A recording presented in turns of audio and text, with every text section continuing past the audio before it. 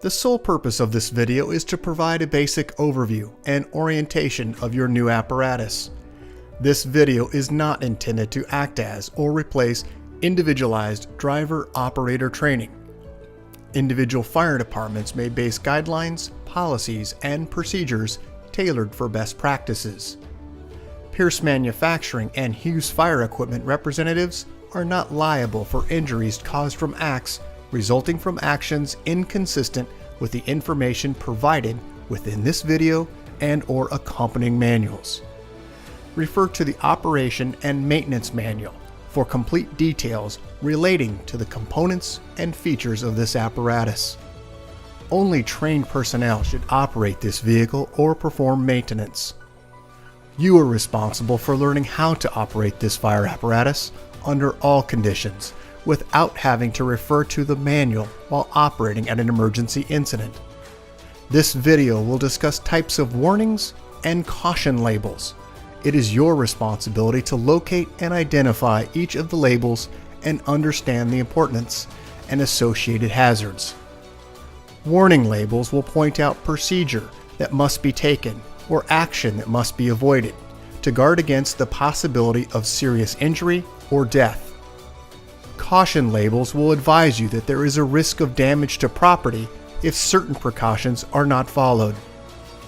Continuous training, reviewing of operation and service manuals, developing good standardized practices will assist driver operators with a more complete understanding of the components and operation of this fire apparatus. As the driver operator of this vehicle, you are responsible for understanding the function of each component of the apparatus, maintaining control of the fire apparatus at all times while in operation. Make operational and functional changes while operating at an emergency without having to read operator's instructions or safety warning labels. Operate manual override and emergency shutdown procedures immediately if a component fails to operate properly. Components location may vary with each Pierce fire apparatus. Review the exact location of each component prior to operation. Major inconsistencies between your vehicle and the information contained in this video should be directed to your sales representative. Safe operation of any vehicle is the responsibility of the driver operator. You must learn the location and function of all controls, switches, gauges, valves, inlets, and discharges. Due to a higher center of gravity, heavy trucks have a significantly higher rollover tendency than other types of vehicles. To reduce the risk of rollover, avoid making sharp turns, excessive speed, and avoid abrupt maneuvers. In the event of a rollover crash, an unbelted person is significantly more likely to become injured or die than a person wearing a seatbelt. In the event of a crash, unbuckled occupants can also become a hazard to other occupants, as they may be thrown around inside the cab. Seatbelts are required while in operation. Please refer to your warranty certificates for details and information enclosed in your manuals. Customer-installed equipment must be mounted to withstand road travel and comply with NFPA 1901. Modifications such as drilling holes or welding to structural frame components of the chassis are not permitted. Contact Pierce for instruction and review of non-structural sheet metal or other dissimilar metals for modification. Follow the radio installation guide for further assistance on installing or mounting electronics. Before placing your new apparatus into service, perform a primary inspection of key components of the apparatus, including all fluid levels, anti-lock braking systems, electronic stability control, and automatic traction control. Weigh your apparatus to ensure that it conforms to axle and brake ratings. Never exceed the gross axle rating printed on the label inside the cab. Exceeding these ratings could lead to reduced component life, personal injury, or death. Review the use of auxiliary braking systems, compression brake, exhaust brake, electronic retarder, and hydraulic retarder. Before placing the apparatus in service, refer to the operational maintenance manuals. Information on the operation and maintenance functions for the components such as the pump, pressure governor, and foam systems, along with other options, is provided in either the Pierce manuals and/or other manufacturer support information delivered with the apparatus. If you need more information, please contact Hughes Fire Equipment. Congratulations, Boise, Idaho, on your new fire apparatus, job number 31997.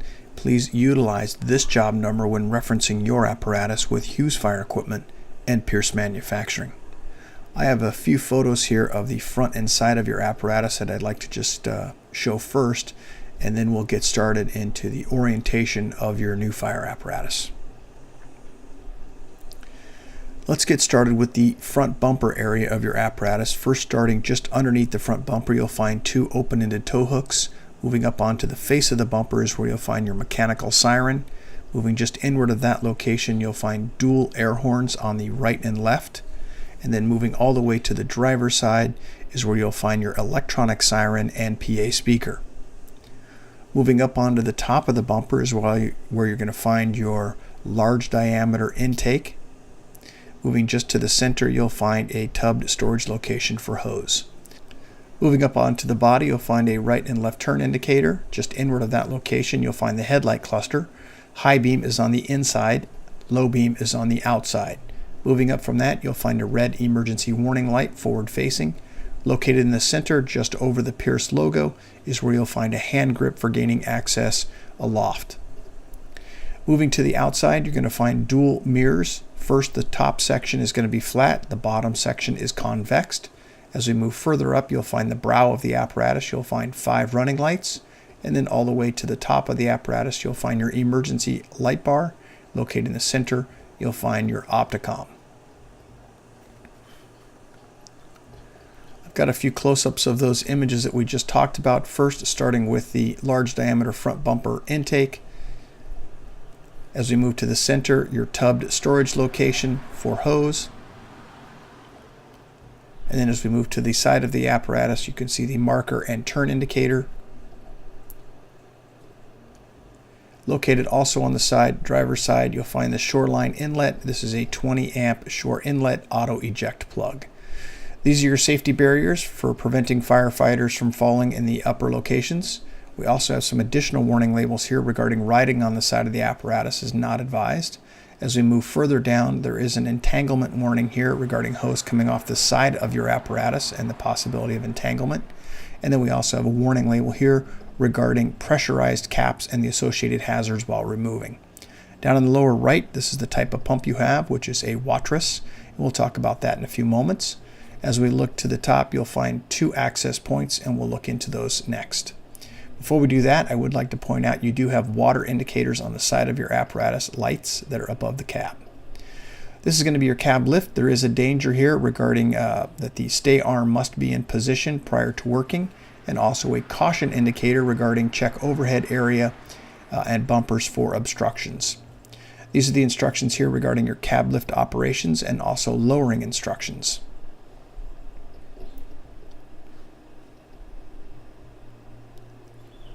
Just inside, we had those access points. This is giving you access behind the pump panel with not having to remove the panel. You also have a lower access here for your large diameter intake to set the relief pressure. As we move forward to top, you'll find your number 1 and number 3 discharges, 2.5 inch. You'll also find your pump drain.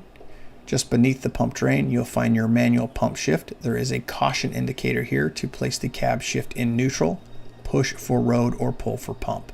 In the upper left-hand corner, as I talked about earlier, this is your Watrous placard regarding the type of pump you have, which is a CSU. It also gives you the date of manufacture and ratio. Across the bottom, you'll find all of your drains. They are color-coded and also labeled, and your driver's side auxiliary inlet. This is a 2.5 inch. Down just underneath the pump panel, you'll find this foot pedal for your reel rewind. And as we look once again cross lays, there is that entanglement hazard. These are close-ups of those that we just talked about. In the space where you walk through on both right and left side, you'll find additional storage location.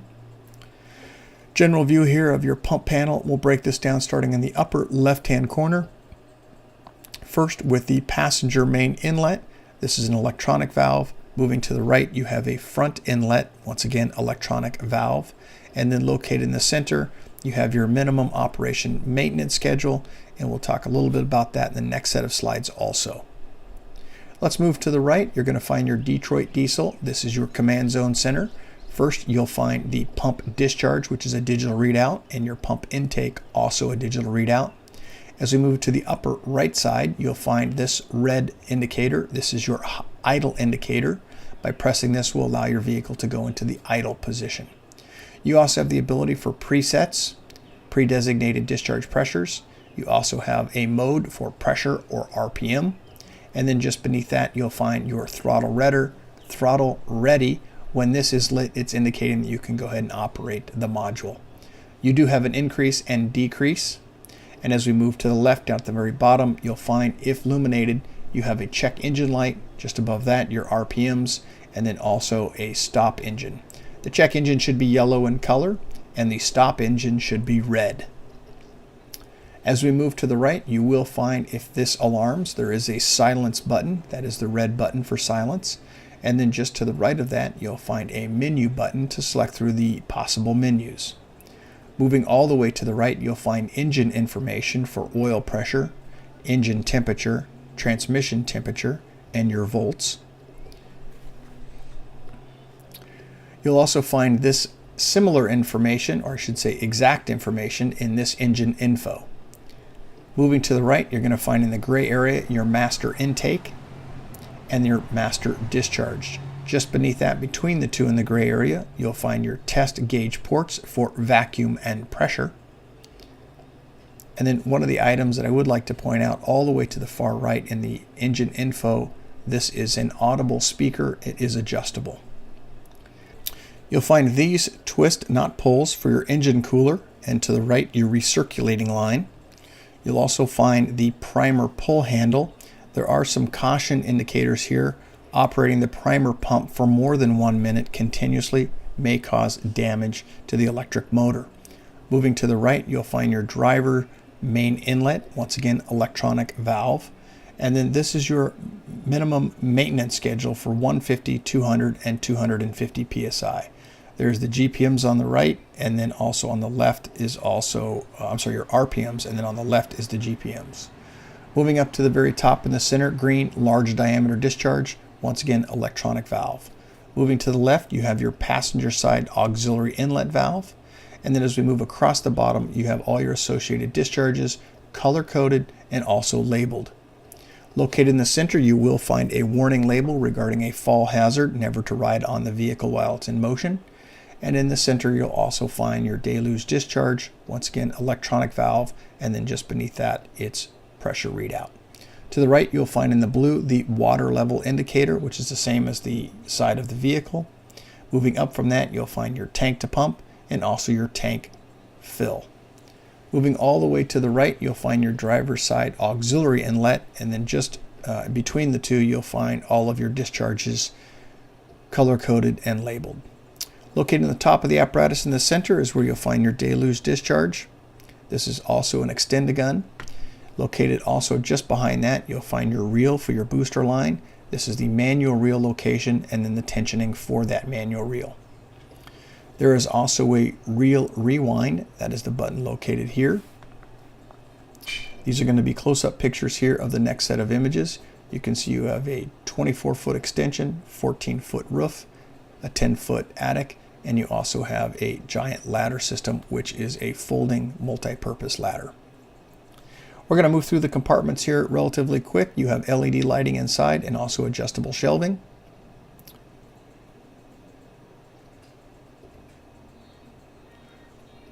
This is going to be your bottle storage location. As you can see, there are also safety straps here so that those bottles, while in motion, move. They do not fall out.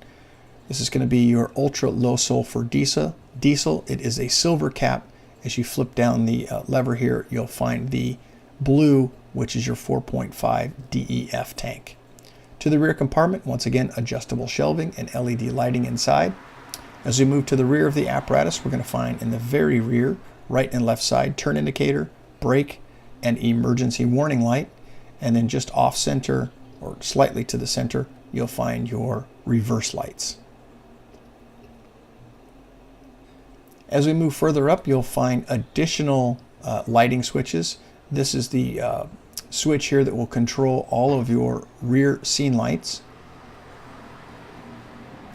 And then let's go ahead and identify a couple other items too. First, we have some discharges located on the left and right. There is two 2.5-inch discharges here. And I have some close-ups of those images also. We can go through those. This is the light switch I referred to earlier for your rear scene lights. This is going to be the driver's rear discharge, 2.5-inch, and also a warning label here regarding pressurized caps. This is the passenger rear discharge, 2.5-inch, and once again, a pressurized cap warning label. Located at the very bottom, you'll find LED lighting and also adjustable shelves in your back compartment. Close up here, once again, of those LED lights. And now we'll move to the side of the apparatus. There is also a 12-volt barrel style plug located here, in addition with dry deck material on the bottom of all of your compartments. Bottle storage location once again.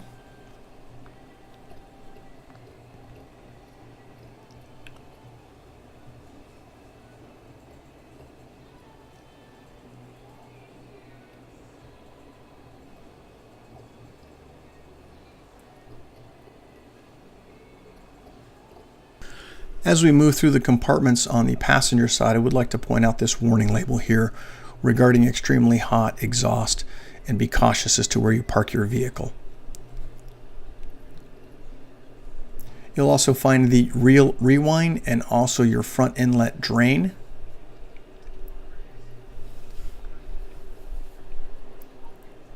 Let's go ahead and move to the midship location. You're going to find a couple of warning labels here. These are not to ride on the side of the apparatus, and then also a pressurized cap warning label here where the discharges are located, and be cautious while opening those caps. And you also have, once again, a hose entanglement issue here regarding a warning for hose coming off to the side. Because this is an electronic valve, this is the location for your override, and then this is your large diameter pump intake.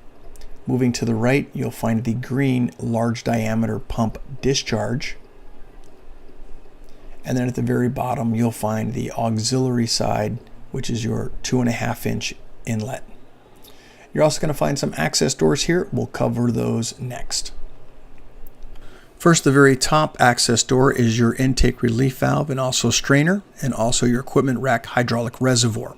Located just beneath that, you'll find the relief valve for your large diameter intake, and then an additional access door on the far right-hand side for getting access to behind the pump panel.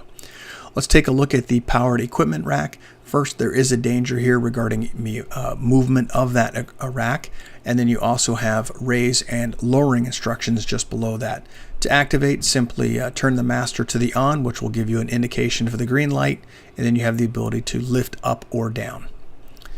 Down at the very bottom, you'll find all your associated drains on this side. They're clearly color-coded and also marked. This is your auxiliary passenger side inlet. This is a 2.5-inch. As we move through some of these images here, I would just point out you do have an equipment rack that has the 24-foot and also the 14-foot ladder, and also all of your long equipment tools. Located inside the cab, you'll find a quick, easy access point here for your transmission and engine oil. Generalized view here of the rear cab of your apparatus. There are two fold-down seats located here and a center compartment. You do have a David Clark headset system. As we move to the center, you'll find an adjustable shelf. You also have LED lighting inside this compartment, which has roll-up doors. And then just above that, you'll find your system module for your David Clark system. You also have behind the driver's seat the Auto Charge 1200. This is when plugged into shore power to activate and maintain your batteries. We're now in the passenger seat. I would like to point out at all points of entry, you'll find these warning labels regarding seat belts and other safety items. Located up onto the dash, passenger side, you'll find your Rambler, your push-to-talk for the radio, 12-volt barrel style access, and also your vehicle data recorder. Overhead, you're going to find your Rambler and siren brake. They're in red and future switch locations if needed. As we look down to the right knee area of the passenger, you'll find the fill location for your windshield wiper fluid. And at the very base on the floor, you'll find your air horn and also mechanical siren. Moving to the center, you're going to find your window controls for your electronic windows and also all of your climate control. Located also in the center, this is your siren and PA control speaker, public announcement system.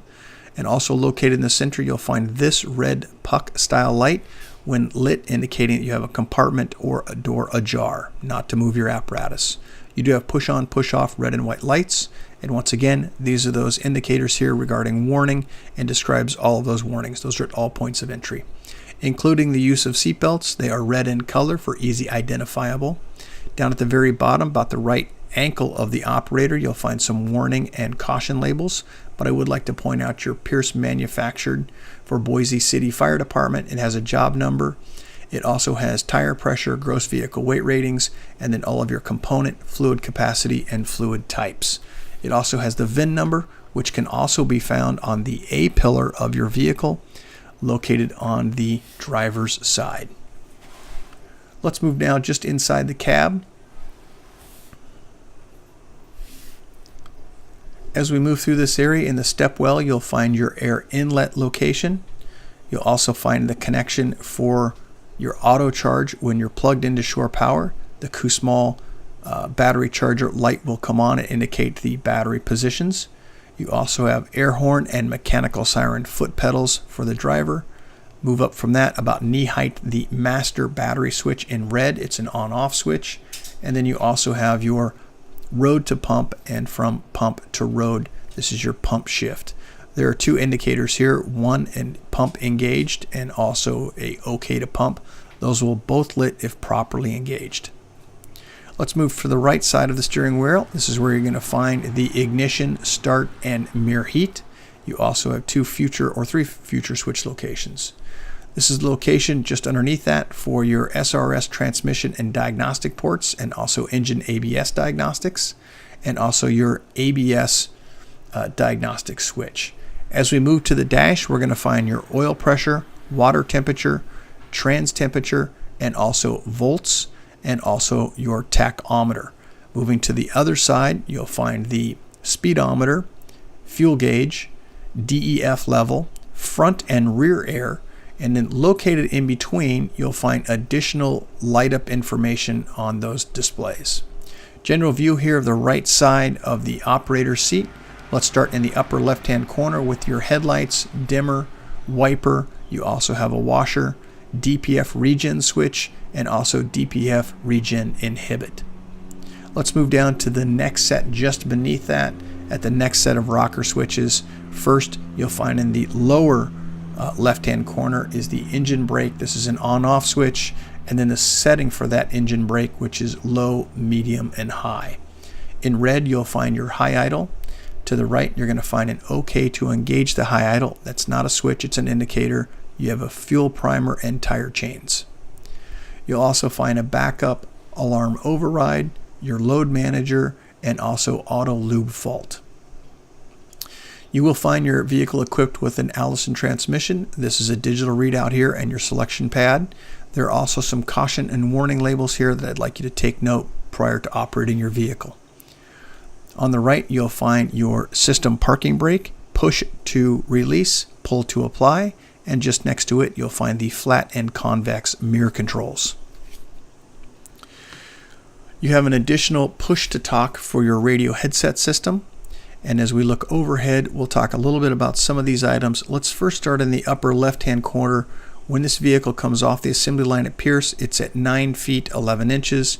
The length is 33.4 inches, and your gross vehicle weight rating is 45,500 pounds.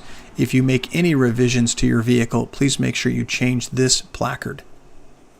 Let's move just to the right of that set of switches. You have an emergency master for your lights, a roof light, front warning, side warning, lower rear warning, and upper rear warning. If any of these switches are engaged, you will find that they do illuminate in the space just above the switch. Moving to the right, you'll find your high beam flash, your Opticom switch located inside the light bar, your driver's side flood, passenger side flood, rear scene, and then red you have your siren brake. Moving just to the right of that, about center of the vehicle, you'll find your Pierce seatbelt information display. Red indicating someone is in the seat and not belted. Green indicating that they are in the seat and belted. Congratulations, Boise, Idaho Fire Department, on your new fire apparatus, job number 31997. If you have any questions as to the content of this video or further questions about your apparatus, please contact your Hughes Fire sales representative. Thank you and congratulations.